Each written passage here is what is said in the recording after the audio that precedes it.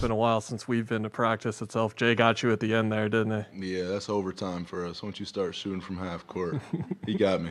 He got me. He got you. I wanted to ask you about playing against Drew. He's someone you'll spend time with on both ends of the court in this series. Just your impressions of his game and that matchup you've gotten over the years against him. He's a competitor at the highest level, and you're understanding you're getting that.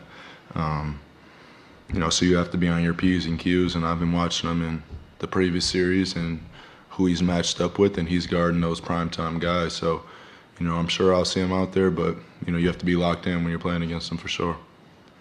Sean, over on your right.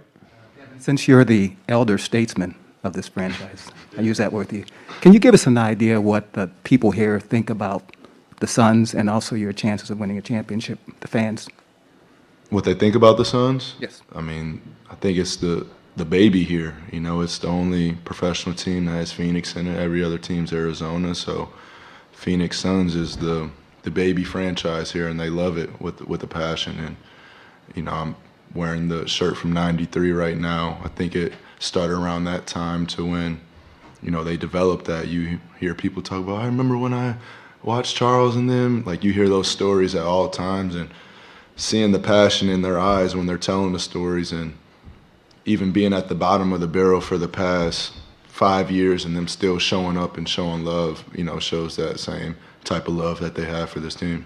You have any examples of maybe the last couple of weeks when you've had interactions with people, any stories to tell about how excited they are? Not really. I haven't been around too many people. I've just been in the house for real. So I've been laying low. Over here. Hey, Book, you and Chris have joked in recent days about how when you used to play against each other that you would practically almost fight on the court just because you're both so competitive. Is there an example or a moment that when you think about that, that comes to mind, like during a game early on in your career where that competitiveness really came out between the two of you? I used to try to bring him to the post every time he'd switch on me.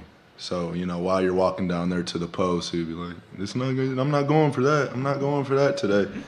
And we actually went back on, an app that you can check every shot that you've matched up against somebody last year. And I scored on him a couple of times, and he stopped me a couple of times. So we just stopped that conversation, that narrative. But we also got into it the first day here. When we had our first practice as a team, we were doing a 3-on-3 drill. And, it's kind of the survival of the fittest mindset. I don't think it's really about the throw hands, but the closest thing you can do that without doing it. Sure. And then just sort of follow up on that, too. I know you spend a lot of time watching games with him as well. Mm-hmm. Just what is it like? What do you get by watching maybe another game with Chris that is different than maybe when you're practicing with him on the floor, you're on the floor with him? What do you learn from him by just watching a game with him?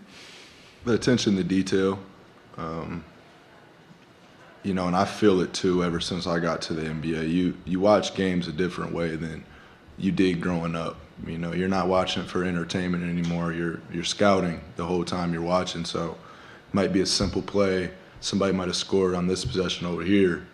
He'll sit back. He'll rewind it.